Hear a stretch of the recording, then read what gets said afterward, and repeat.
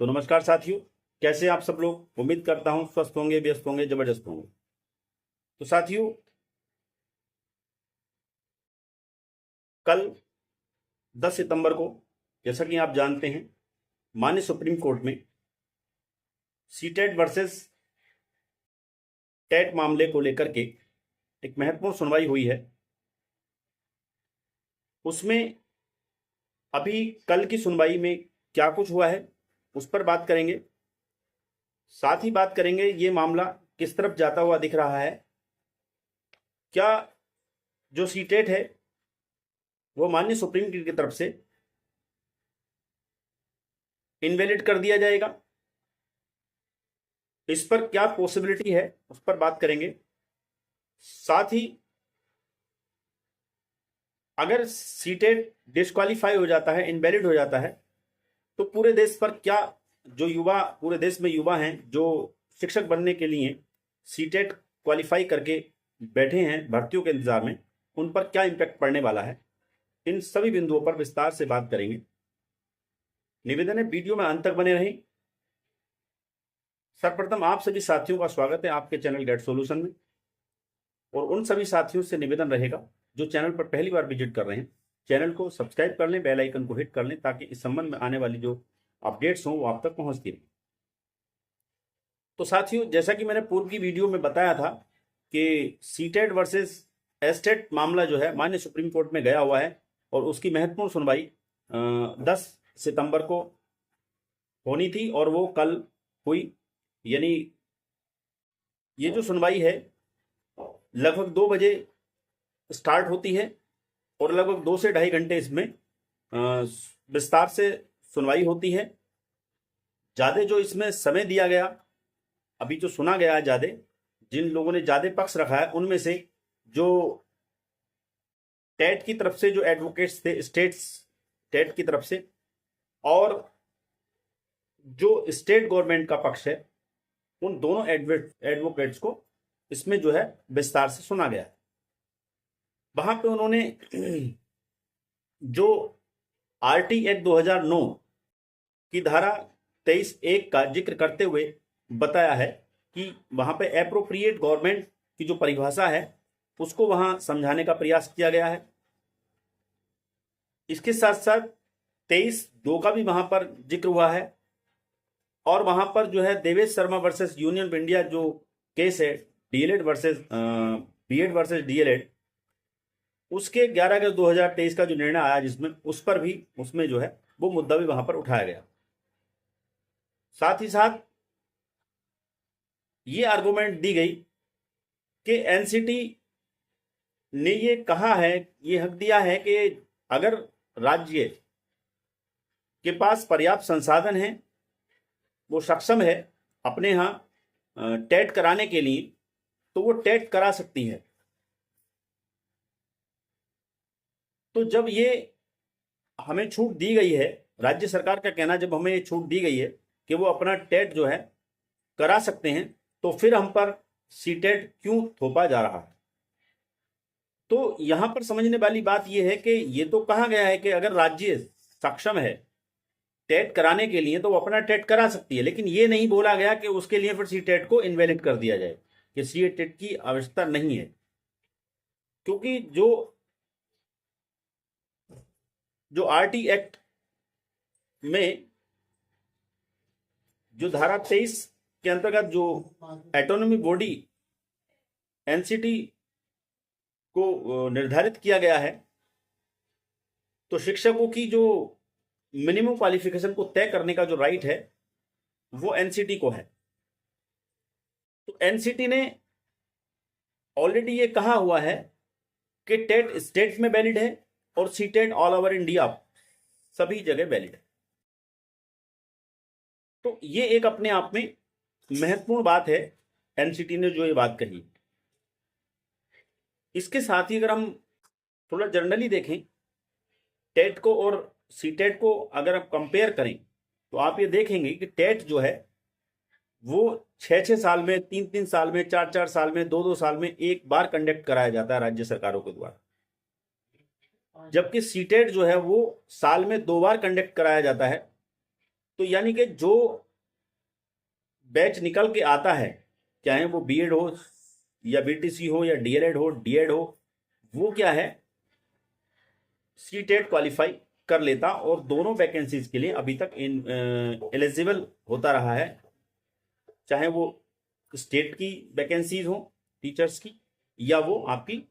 केंद्र सरकार की हो, चाहे केबीएस की हो, चाहे एनबीएस की हो या दूसरी जो भी केंद्र बोर्ड के हिसाब से जो स्कूल्स में आते हुए उनमें वैलिड रहा। दूसरा बिंदु यह है कि जो स्टेट सिलेबस तय करता है वो इतना भारी भरकम तय करता है कि उसको क्वालिफाई करना बहुत अपने आप में टेढ़ी खीर होती है। झारखंड की अगर हम बात ले लें तो झारखंड में जो सिलेबस है वो इतना टिपिकल और इतना हैवी है कि उसको क्रैक करना अपने आप में एक बहुत बड़ी टेढ़ी खीर है, और मुझे नहीं लगता कि झारखंड के जो युवा हैं वो भी उसको अच्छे से क्रैक कर पाएंगे। आप देखिए मैथ पोर्शन की हम बात करें तो मैथ में वहां पे टिक्नोमेट्री, कैलकुलस और ये जो मतलब ऐसे मैथ डाल दिया गया है जिनका जो आर्ट साइड के लोग हैं उनसे कोई लेना देना नहीं, जो कॉमर्स वर्ग के लोग हैं उनसे कोई लेना देना नहीं है। तो वो लोग कैसे उसको, उन्होंने पढ़ा ही नहीं, उन्होंने टिक्नोमेट्री नहीं पढ़ी, उन्होंने कैलकुलस नहीं पढ़ी, उन्होंने इंटीग्रेशन नहीं पढ़ा, उन्होंने डिफरेंशियल नहीं पढ़ा, तो वो कैसे उसको वहां पे क्वालिफाई कर पाएंगे, जबकि मिनिमम नंबर वहां भी लाना आवश्यक है उनके लिए मैथ में भी। तो ये सारी चीजें देखने वाली बात होंगी। और ये जब सिलेबस की बात उठी और राज्य सरकार ने ये पक्ष रखा कि हमारे यहाँ जो हमारी लैंग्वेज है या जो हमारी कल्चर है उसके जो उसको जो है सीटेट जो है वो वहां पे फुलफिल नहीं करता है, तो इस पे जो जज महोदय ने ऑनरेबल जो जज हैं उन्होंने जो है मांग की है कि आप जो है हमें सिलेबस दिखाइए। वो कंपेयर करेंगे कि आखिर क्या वास्तव में सीटेट में उन लैंग्वेजेस को शामिल नहीं किया गया है, ये यहाँ पर देखा जाएगा। दूसरे उन्होंने पूरा लिखित में डाटा मांगा है राज्य सरकार, और जो टेट के पक्ष में बात कर रहे थे कि कब आपकी ये आपने टेट कराया है, उसके बाद कब वैकेंसी आई है, कब द्वारा आपने फिर उसमें मॉडिफिकेशन किया है अपने नोटिफिकेशन में हाई कोर्ट के आदेश के हिसाब से। इन सब चीज़ों को उन्होंने लिखित में उनसे मांगा है ताकि कोर्ट देखना चाहता है कि क्या क्या चीज़ें घटित हो चुकी। तो अभी तक जो रुख लग रहा है वो ये लग रहा है कि मामला अभी सीटेट की तरफ जाता हुआ दिख रहा है। हालांकि अभी जो सीटेट के पक्ष के एडवोकेट्स हैं उन्होंने अभी अपना पक्ष पूरी तरह नहीं रखा है, और आज 11 सितंबर को उनको भी मौका मिलेगा अपना पूरा पक्ष रखने के लिए, यानी जो भी चीजें उधर से कही गई हैं उनका जो काउंटर रिप्लाई देना है उन्होंने वो देना है। देखना होगा सीटेट के जो पक्षकार एडवोकेट्स हैं वो किस तरीके से डिफेंड करते हैं, और सीटेट का अगर वैलिड होता है बहुत अच्छी बात है, चांसेस वैलिड होने के हैं कि ऑल ओवर इंडिया जैसे वैलिड है वैसे ही रहेगा, यानी सीटेट और टेट दोनों की वैलिडिटी बरकरार रहेगी, ऐसी हम उम्मीद कर सकते हैं जिस तरह की कल बहस हुई है। बाकी अगर 1% अगर सीटेट जो है डिस्क्वालीफाई कर देते हैं माननीय सुप्रीम कोर्ट, इनवैलिड कर देते हैं स्टेट्स के संदर्भ में, तो यहां पर जो है बहुत सारे युवा साथियों के लिए जो है मुश्किलें होंगी, क्योंकि उनको फिर वैकेंसी बहुत सारे राज्यों में आने वाली हैं, सर पे हैं, और कब टेट उन राज्यों में कंडक्ट होगा, तो ये अपने आप में एक बहुत पेचीदगी वाला मामला है कि जैसे मान लीजिए झारखंड में वैकेंसी है तो अब कब वो जे टेट करेंगे, जबकि वैकेंसी निकली हुई है, तो वो सी टेट वाले वहां से उस वैकेंसी से बाहर हो जाएंगे। इसी तरह से बिहार में जो 7वें फेज की भर्ती जो जिसकी वैकेंसी आने वाली है उसमें भी जो है जो सीटेट धारी हैं वो बाहर हो जाएंगे। तो अलग अलग राज्यों में जो भर्तियां हैं पहले ही भर्तियां निकलती हैं, और वो जब तक उन पे 2-4 मामले ना चले, हाई कोर्ट ना जाए, हाई कोर्ट के बाद सुप्रीम कोर्ट ना जाए, जब जाके तो भर्ती वो कहीं से कहीं तक निकल के आती है। आप देख ही रहे हो उत्तर प्रदेश की जो 69 भर्ती है 2018 से लेकर आज तक लगातार विवादों में, और आज तक कंप्लीट नहीं है। उसमें सिंगल बेंच ने ऑर्डर दिया पहले, फिर डबल बेंच ने उसको पूरी चयन सूची को रद्द कर दिया, उसके बाद माननीय सुप्रीम कोर्ट में वो मामला गया हुआ है। तो ये पेचीदगी लगातार है। तो